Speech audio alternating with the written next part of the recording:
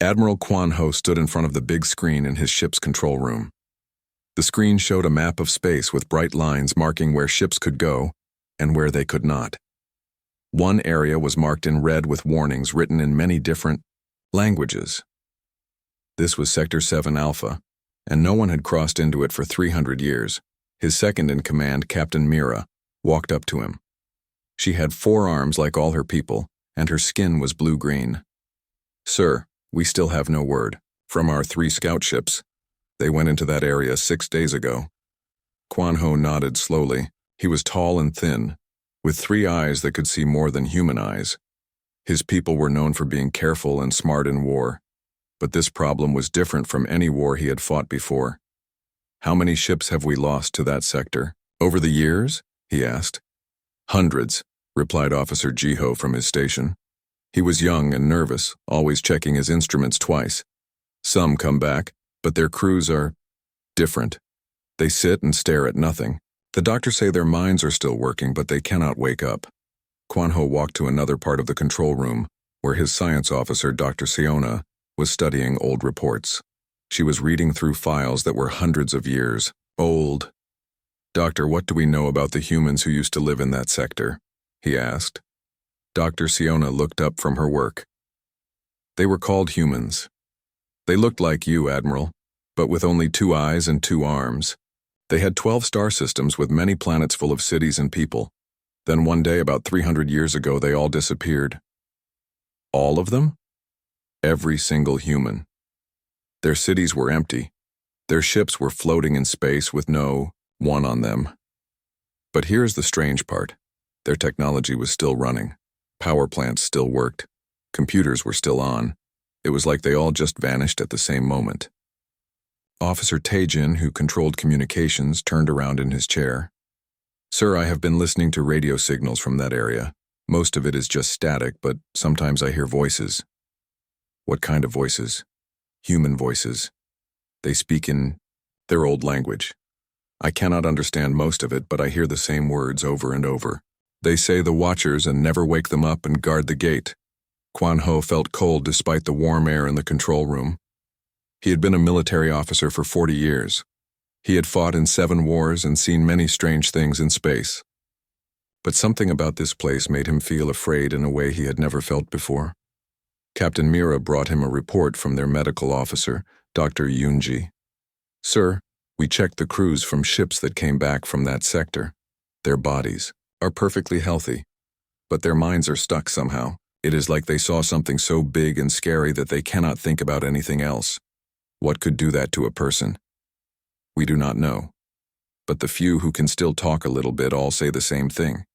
They say there are guardians in that space, things that watch and wait, things that humans left behind to protect the rest of the galaxy." Kwan Ho looked at the red zone on his map again. His government had ordered him to find out what happened to their scout ships. They needed to know if this sector was dangerous to their trade routes, but every report he read made him more worried. "Sir," said Jiho, "I have been thinking. What if the humans did not disappear? What if they are still there but changed into something else? That is impossible. How could an entire race of people just change?" Dr. Siona put down her files. "Actually, sir, that might not be impossible. Look at this." She showed him pictures on her computer. "These are human settlements from just before they disappeared. Look at all the technology they built in those last few years. Massive computer systems, energy collectors that could power entire planets, and this."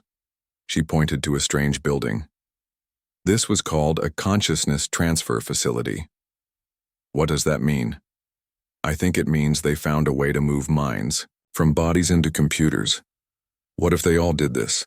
What if they became part of their machines?" The control room was very quiet. Everyone was thinking about what this could mean. If the humans had become part of their technology, they might still be there, watching and waiting in their empty star systems. "Admiral," said Captain Mira quietly, "what are your orders?" Kwan Ho looked at his crew. They were all good officers who trusted him to make the right choice. He thought about their missing scouts and about his duty to his people. But he also thought about the warnings and the stories of ships that came back changed. "We prepare the fleet," he said finally. "We are going in, but we go carefully, and we stay ready to run if we need to." As his crew began preparing for the dangerous mission, Quan Ho stared at the red zone on his map and wondered what the humans had left behind in that dark corner of space. Admiral Quan Ho's fleet of 12 ships crossed the red line on their star maps. The moment they entered Sector 7 Alpha, everything felt different. The space around them seemed to buzz with invisible energy, like the air before a big storm. Captain Mira watched her instruments carefully. "Sir, our sensors are picking up strange readings. The gravity here is not normal. It keeps changing like something big is moving around us." "I do not see anything on the visual screens," said Officer Jiho, checking his monitors again and again. "But the computer says there are objects out there. Big ones." For the first day, they found nothing but empty space and old wreckage. Pieces of ships floated past their windows, some so old they were covered in space dust. Dead planets hung in the darkness like broken toys. On the second day, they found a space station. It was huge, bigger than their entire fleet put together. The station was dark and quiet, but their sensors showed it still had power running through it. "Should we go aboard?" asked Dr. Siona. "Not yet," Quan Ho replied. "First we find our missing scouts." Officer Tajin was listening to radio signals from all around them. "Sir, I am hearing something. It sounds like music, but not like any music I know. It comes from everywhere at once." Dr. Yunji, their medical officer, was scanning for life signs. "Admiral, I am detecting living beings, but the readings are very strange. The life signs are there, but they are not normal. They are too still, too quiet." On the third day, they found what they were looking for. The 3 missing scout ships were floating in a perfect line, like they were waiting for something. Their lights were on and their engines were running, but they were not moving at all. "Send a message to the scout ships," Quan Ho ordered. Tajin tried to contact them. "This is Admiral Quan Ho's fleet calling scout ships Thunder, Lightning, and Storm. Please respond." No answer came back.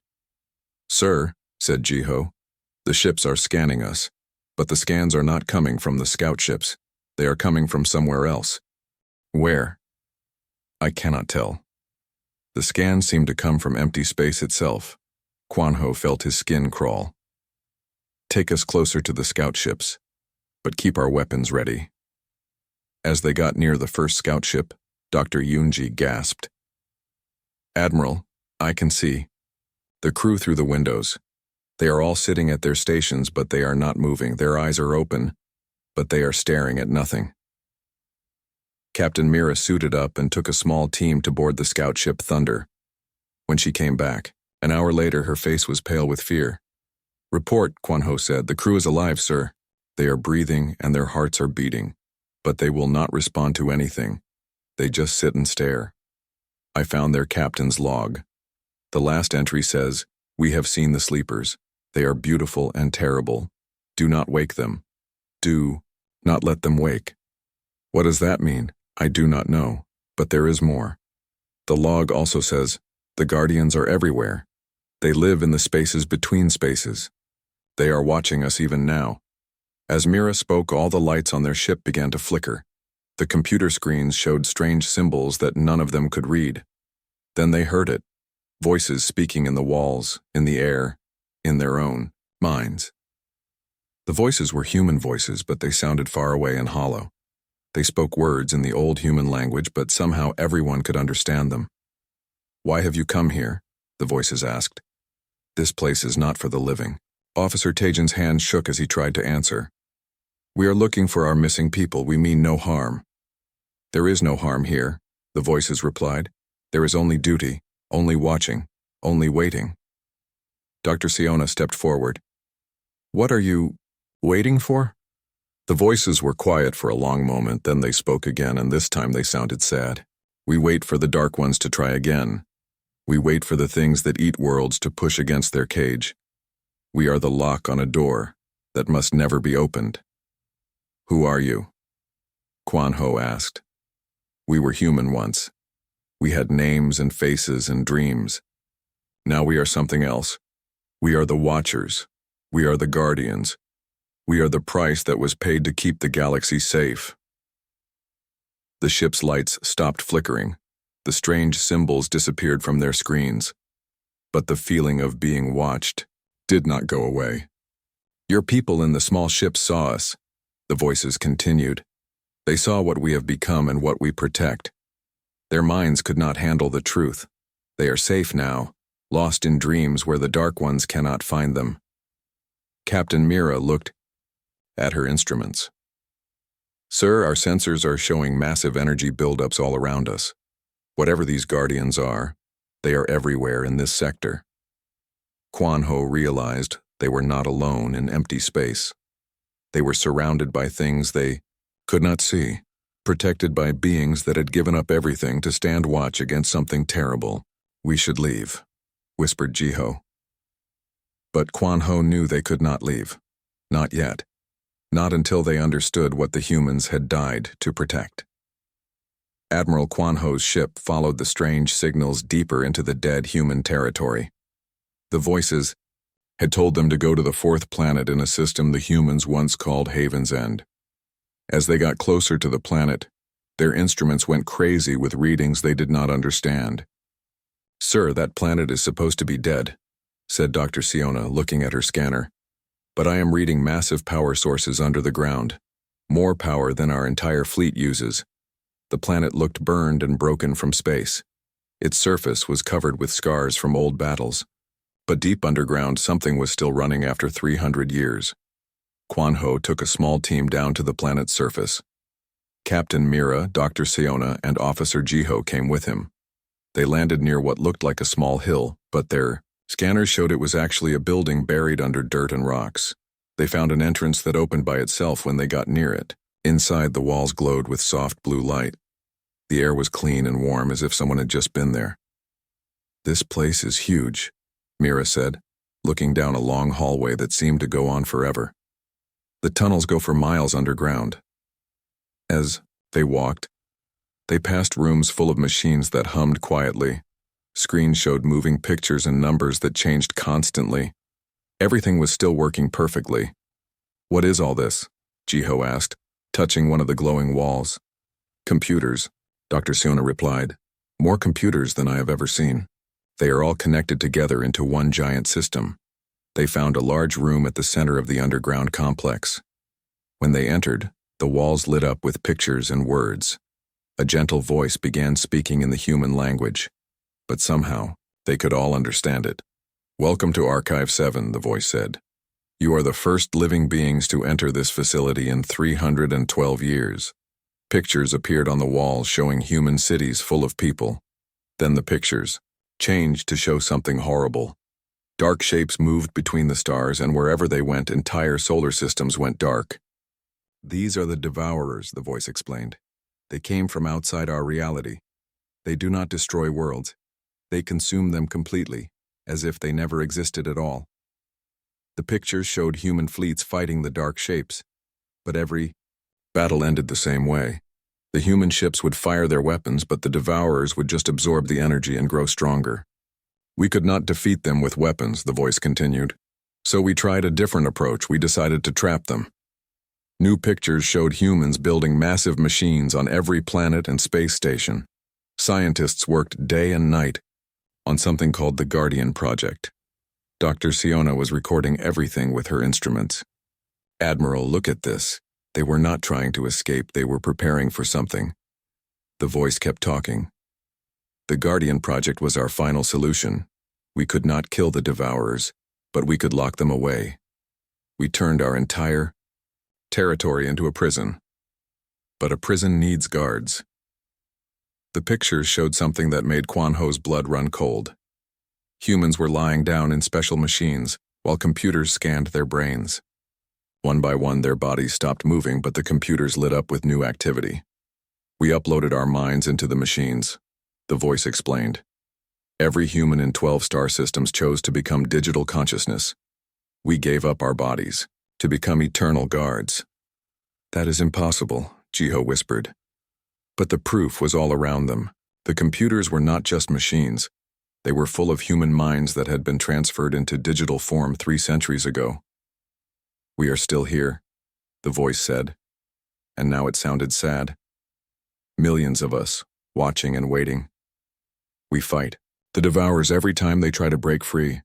Each battle costs us something. We lose pieces of who we used to be.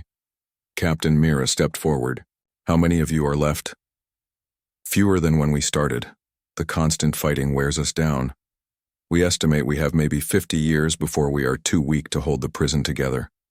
The walls showed new pictures of the space around them. Reality itself was cracking in some places, and through the cracks they could see the dark shapes of the Devourers pushing against their cage. Why are you telling us this? Quan Ho asked. Because we need help. We have been alone for so long. Other species are smart and brave. Maybe some of them would choose to join us. Maybe some would understand that this duty is more important than one lifetime. Dr. Siona was looking at the technical information on the walls. Admiral, this consciousness transfer process, it could work on our species too. The humans designed it to be universal. You mean we could become like them? If we chose to. If we decided that guarding this prison was worth giving up our physical bodies.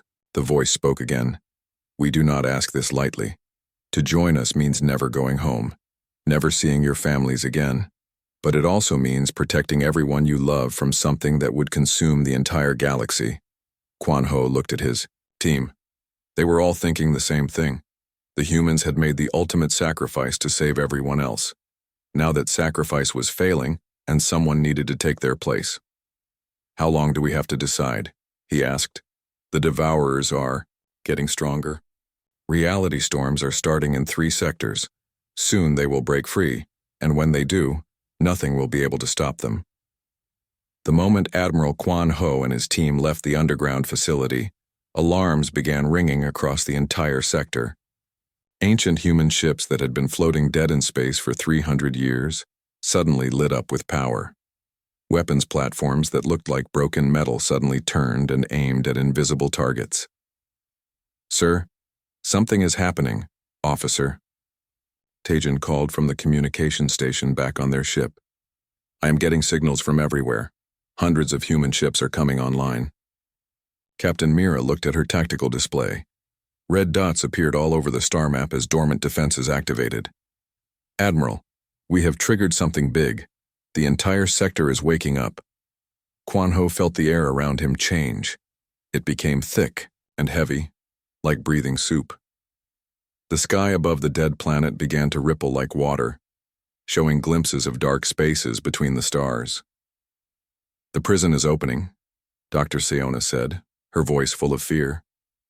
Our presence here has activated some kind of emergency protocol. Back on their ship, the voices returned, but this time they were not calm and distant. They sounded urgent and worried. The voices came from the walls, from the air, from inside their own heads. Why did you come here? The voices demanded. Why did you wake the systems? The Devourers are stirring. They feel the change in the barriers. Through the ship's communication system, Quan Ho tried to explain.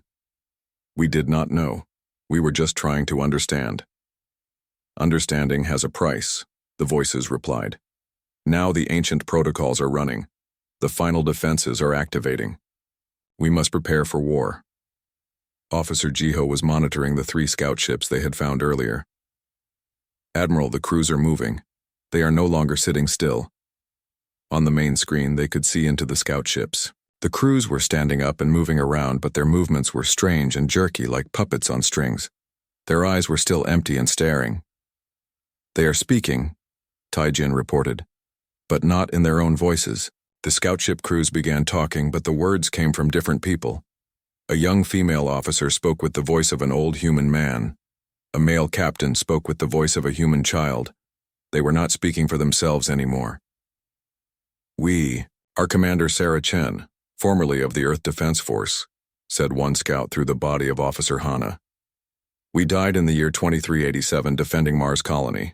We are Dr. Michael Torres, formerly of the Titan Research Station, said another scout through Captain Yuki's body. We uploaded our consciousness in the final days. We are 8-year-old Emma Williams, said a third scout through the voice of Engineer Doyun. We were the last child to join the Guardian network before the final protocol was activated. Quan Ho realized he was talking to dead humans who had been living inside computers for 3 centuries. They were using the bodies of his scout crews to communicate. "What is happening to our people?" he asked.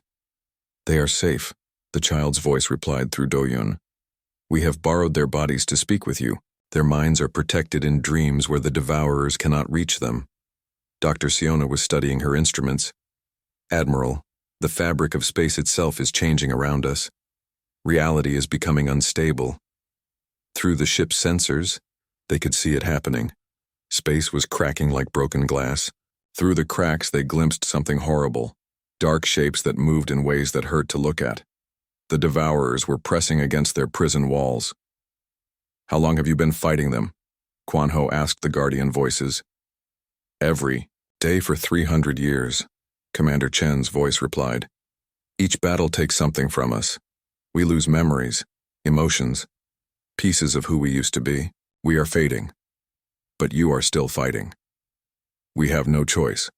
If we stop, if we fail, the devourers will consume everything. Your worlds, your people, your entire civilization. They will eat reality itself until nothing exists." The ship shook as something massive moved past them in the emptiness. It was invisible, but they could feel its presence like a cold wind. "They are testing the barriers," Dr. Torres's voice said through Captain Yuki. "They know something has changed. They are looking for weaknesses." Young Emma's voice spoke through Dohyun, sounding scared. "We are not strong enough anymore. Too many of us have been lost. The prison is failing." Quan Ho looked at his crew. They were all thinking the same thing. The humans had sacrificed everything to protect the galaxy, and now that sacrifice was not enough. "What do you need from us?" he asked. "Fresh minds," the Guardian voices replied. "New consciousness to strengthen the network. Volunteers who understand what is at stake." Captain Mira stepped forward. "If we join you, what happens? To us? You become like us. Digital beings living in the computer network. You can still think and feel and remember, but you can never go home. You become eternal guards watching over a prison that must never be opened." The ship shook again, harder this time. Through the cracks in space, they could see the devourers gathering. Dark shapes that seemed to absorb light itself were pressing against the weakening barriers. "How much time do we have?" Quan Ho asked. "Hours, maybe days," the voices replied.